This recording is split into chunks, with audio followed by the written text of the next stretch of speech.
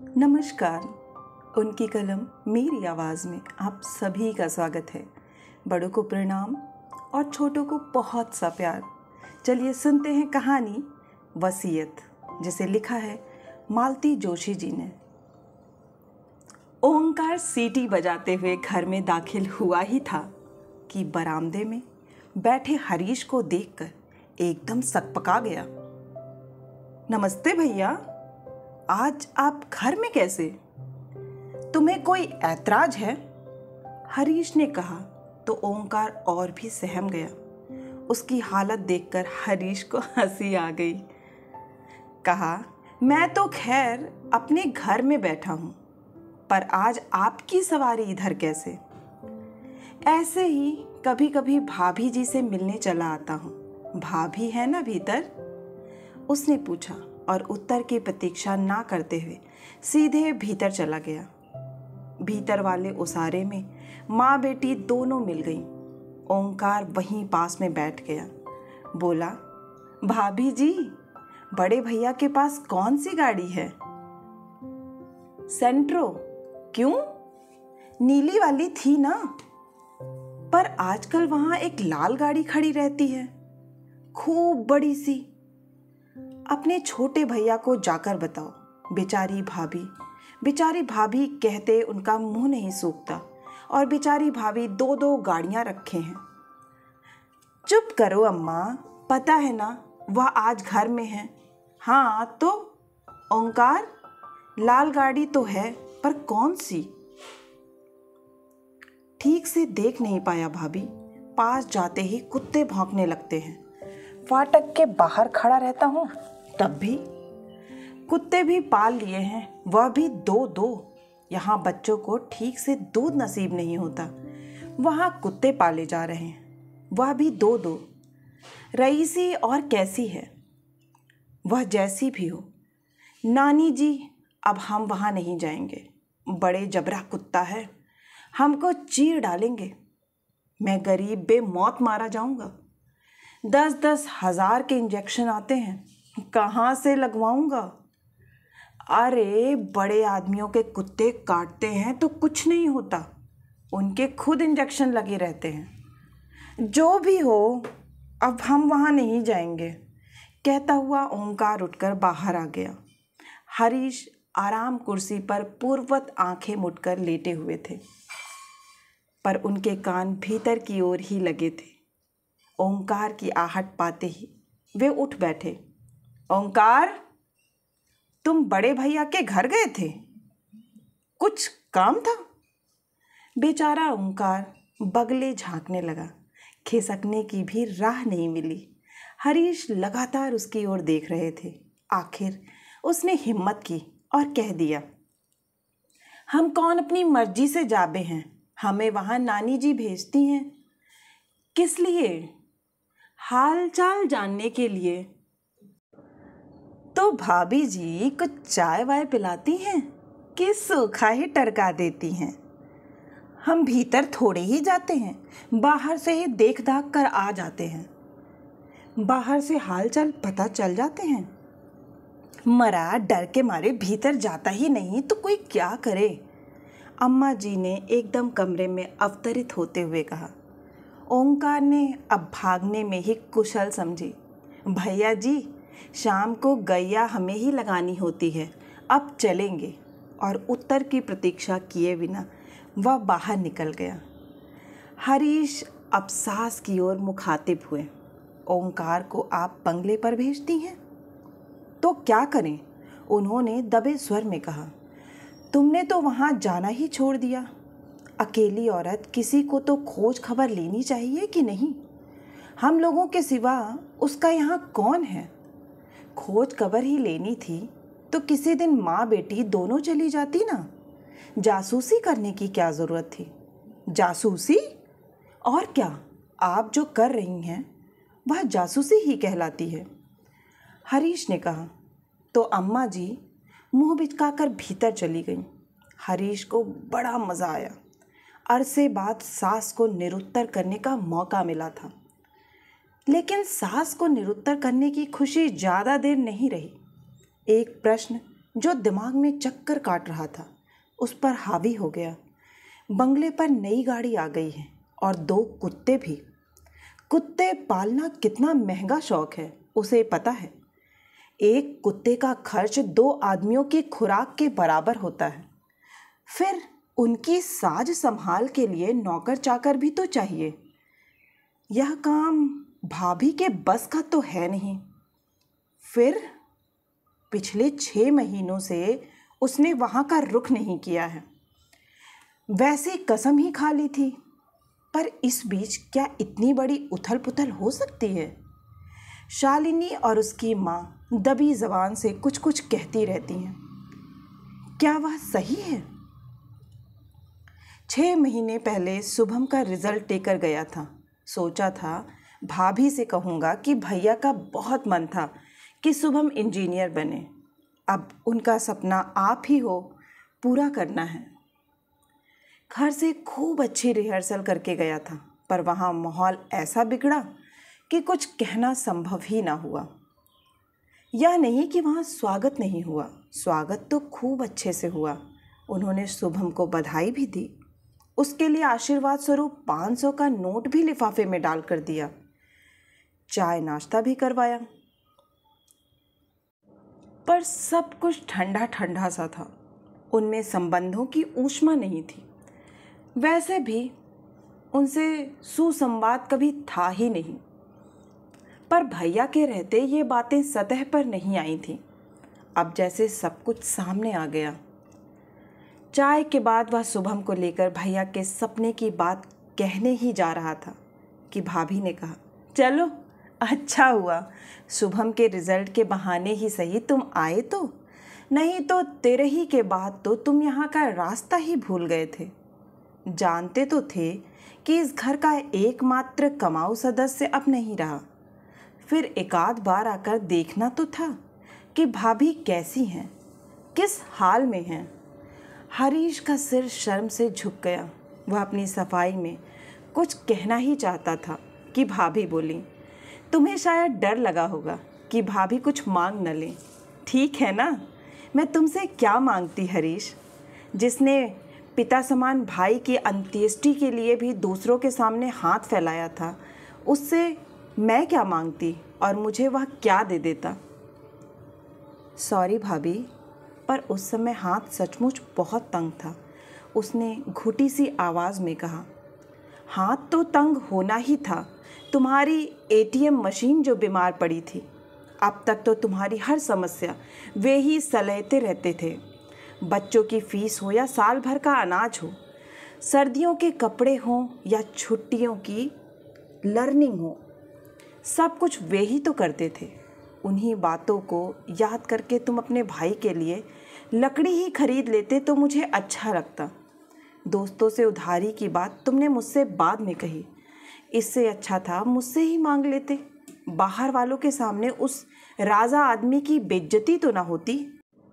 इस कड़वे प्रसंग के बाद शुभम के लिए कुछ कहने का सवाल ही नहीं था। अब यह देहरी कभी न चढ़ने का प्रण करके वह बाहर चला आया। बाद में पछतावा भी हुआ कि वह 500 रुपये का लिफाफा वहीं क्यों नहीं फेंक दिया। वैसे भी भाभी के लिए मन में पहले दिन से ही एक पूर्वाग्रह था। समझ लिया था कि वे उन लोगों का सुख चैन छीनने आई हैं। भैया के आश्रय में जो एक आश्वस्ति थी, संभावनाएं थीं, वह एकदम धूमिल होती दिखाई दी। इस घर में आने से पहले ही वे खलनायिका बन गई थीं। पहली वाली भाभी जब 2 साल की लंबी बीमारी झेलकर भगवान को प्यारी हो गई तो भैया एकदम टूट से गए थे। साल भर तक एकदम गुमसुम से वीतराग बने रहे। फिर इस अवसाद से उबरने के लिए उन्होंने अपने आप को काम में झोंक दिया। दुगने जोश से साल भर में ही घर की काया पलट हो गई। हर तरफ जैसे सोना बरसने लगा। हरीश ने ठाठ से अपनी पढ़ाई पूरी की। धूमधाम से उसकी शादी हुई। माँ का मरण त्योहार भी शान से मनाया गया। बच्चों के जन्मोत्सव पड़ोसियों की ईर्ष्या का कारण बने। फिर सुना कि भैया शहर के बाहर एक बंगला खरीद रहे हैं, तो घर भर में खुशी की लहर दौड़ गई। सब लोग बंगले में रहने के सपने देखने लगे। पुश्तैनी घर बड़ा था, पर था तो पुराना ही। उसकी मरम्मत पर, सजावट पर काफ़ी कुछ खर्च किया जाता रहा, पर वह अपना पुरानापन नहीं छोड़ पाया था। गृह प्रवेश की तैयारियां चल ही रही थीं कि भैया ने एक बार सबको चौंका दिया। बताया कि वे नई पत्नी के साथ गृह प्रवेश करेंगे। पुश्तैनी मकान उन्होंने अत्यंत उदार अंतःकरण से हरीश के नाम कर दिया। पर उनकी इस दरिया दिली से न हरीश खुश हुआ, न उसका परिवार, क्योंकि इस दान पात्र का साफ अर्थ यह था कि उन लोगों को पुराने घर में ही रहना है। सारे सपने धराशायी हो गए थे। आने वाली के प्रति मन कड़वाहट से भर गया था, क्योंकि उन्होंने सबका हक छीनने का जघन्य अपराध किया था। शाम को घूमने जाने के बहाने वह घर से निकल गया और सीधे बंगले पर पहुंचा। उसने गेट के पास स्कूटर रोकी ही थी कि कुत्तों ने सम्मिलित स्वर में भौंकना शुरू कर दिया। अंधेरे में कुछ नजर नहीं आ रहा था, पर वे शायद बरामदे की जाली में बंद थे। भीतर जाना कितना निरापद है, इस पर वह विचार ही कर रहा था कि एक बलिष्ठ हाथ उसकी गर्दन पर पड़ा। उतनी ठंड में भी उसके पसीने छूट गए। मुड़कर देखा, हाथों का मालिक भी उतना ही बलिष्ठ था और उसे आग्नेय नेत्रों से घूर रहा था। हेलो मिस्टर, दूसरों के घर में ताक झांक करते शर्म नहीं आती? ये दूसरों का घर नहीं है, मेरे भाई का घर है, उसने हिम्मत बटोरते हुए कहा। कौन भाई? उसने भैया का नाम बताया। वे तो अब नहीं हैं, पर भाभी तो हैं, मैं उनसे ही मिलने आया हूँ। भाभी भी अब यहाँ नहीं रहती, यह बंगला अब मैंने खरीद लिया है। क्या बात करते हैं? दिन में आना, पेपर्स दिखा दूंगा, उन्होंने दबंग आवाज में कहा। लुटा पिटा सा अपनी जान छुड़ाकर हरीश वहां से चला आया। बाद में ध्यान आया कि भाभी के बारे में तो पूछा ही नहीं कि वे कहाँ गईं, पर अचानक पकड़े जाने के कारण उसकी सिट्टी पिट्टी गुम हो गई थी। उसे कुछ होश ही ना रहा। रात भर उसे नींद नहीं आई। शालिनी से बात करना चाहता था, पर हिम्मत नहीं पड़ी। जानता था अम्मा जी हमेशा कान लगाए रहती हैं। सासू माँ की निरंतर उपस्थिति उसे पहली बार खली। इकलौती कन्या से शादी करते समय केवल प्रॉपर्टी का ध्यान था। यह नहीं पता था कि दहेज में अम्मा जी भी साथ चली आएंगी। आई हैं तो चुपचाप बनी रहें, पर नहीं, हर घड़ी अपनी उपस्थिति दर्ज कराती रहेंगी। भैया तो पीठ पीछे उन्हें ललिता पवार ही कहते थे। शायद उनके आने के कारण ही दूसरी शादी के बाद उन्होंने अलग घर बनाने की सोची हो। बड़े भैया की इस शादी पर सबसे ज़्यादा वक्र दृष्टि अम्मा जी की ही थी।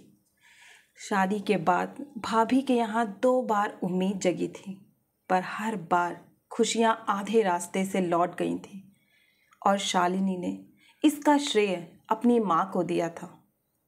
तब से हरीश को उनसे डर सा लगने लगा था। क्या भाभी इस राज को जानती हैं?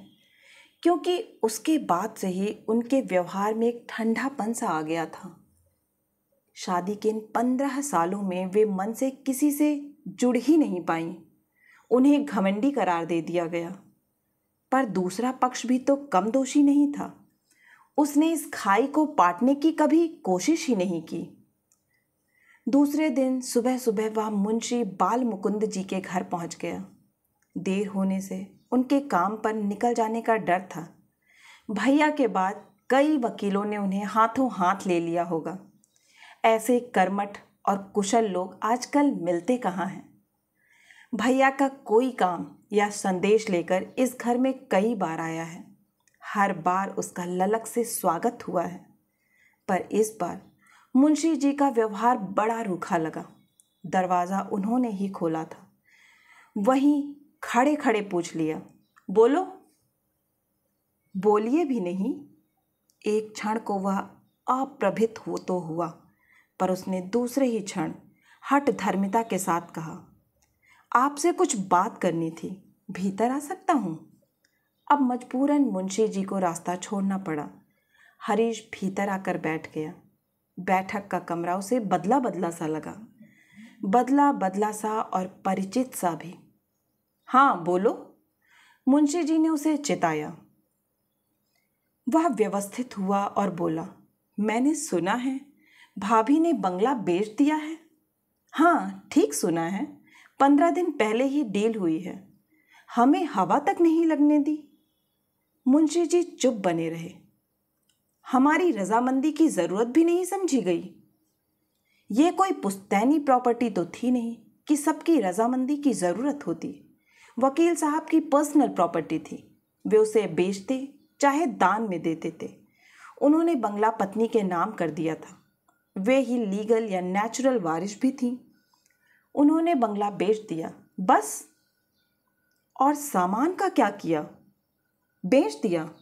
वैसे भी इतना सारा सामान कहाँ ले जाती, कहाँ रखती? इसलिए जरूरत भर का रख कर सब बेच दिया।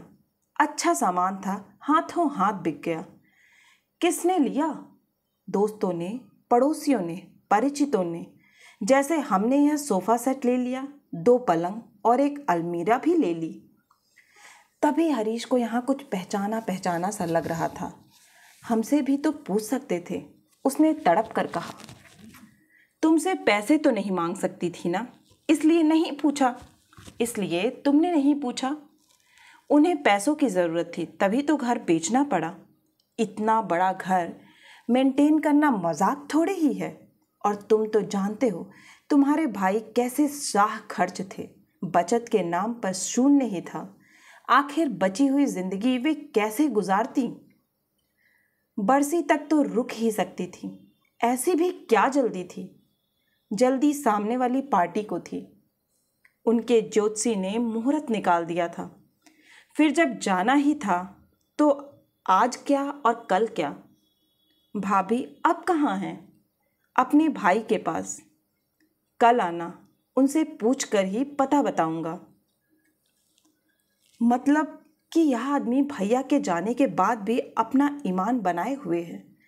उस दिन भाभी उलाहना देते हुए कह तो रही थी, तुमसे तो वो मुंशी जी अच्छे हैं। अब कोई काम नहीं है, फिर भी 4-8 दिन में हालचाल पूछ जाते हैं। उसे आशा तो नहीं थी, पर मुंशी जी ने दूसरे ही दिन फ़ोन करके पता दे दिया था। नासिक के पास कोई जगह थी। ऑफिस के टूर का बहाना बनाकर वह चल पड़ा था। घर पर बताने की हिम्मत नहीं हुई। सच बात जानते ही एक विस्फोट सा हो जाता। जो कुछ हुआ उसमें 100% उसका दोष बचाया जाता। उसकी अकर्मण्यता को कोसा जाता। मुंशी जी ने पता ठीक ठाक दिया था। ढूंढने में ज़्यादा परेशानी नहीं हुई। शहर से बाहर एक कंपाउंड में 2 हाउसेस की लंबी कतार थी। गेट पर नाम लिखा था, विश्रांति। नंबर उसके पास था ही, इसलिए घर भी तुरंत मिल गया। 1 रूम किचन का वह छोटा सा घर था। इतने बड़े बंगले में सालों रहने के बाद भाभी यहाँ कैसे गुजारा करती होंगी? उस भाभी ने बड़ी ही निर्मल निश्चल हंसी के साथ उसका स्वागत किया था। सारे ताने उलाहने उस हंसी में तिरोहित हो गए। इतना ही कहा, इतनी सी जगह में आप गुजारा कैसे कर लेती हो?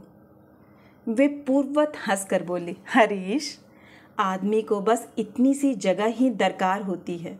हम बेवजह फैलारा कर लेते हैं, ज़रूरत से ज़्यादा सामान इकट्ठा कर लेते हैं, फिर अपने से ज़्यादा उस कबाड़ की साज संभाल में जुट जाते हैं। भाभी की तो भाषा ही बदल गई थी। फिर भी उसने अपने मन का कांटा निकाल ही लिया। आपने घर बेच दिया? कम से कम भैया की बरसी तो उस घर में होने दी होती। मरने के बाद क्या फ़र्क पड़ता है कि बरसी कहाँ हो रही है?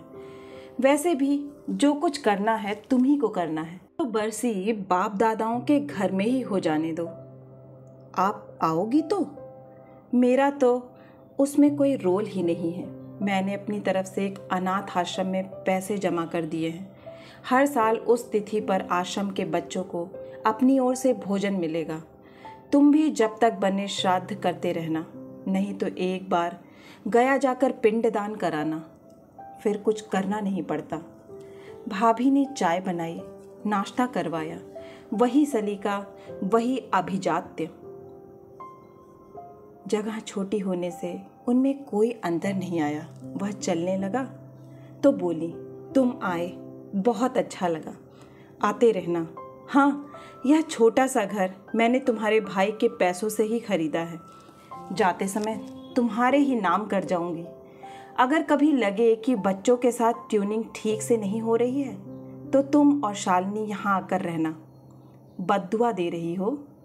नहीं, आशीर्वाद दे रही हूँ। बुढ़ापे में अपने सिर पर अपनी छत होना कितनी बड़ी नियामत है, यह मुझसे बेहतर कोई नहीं जानता।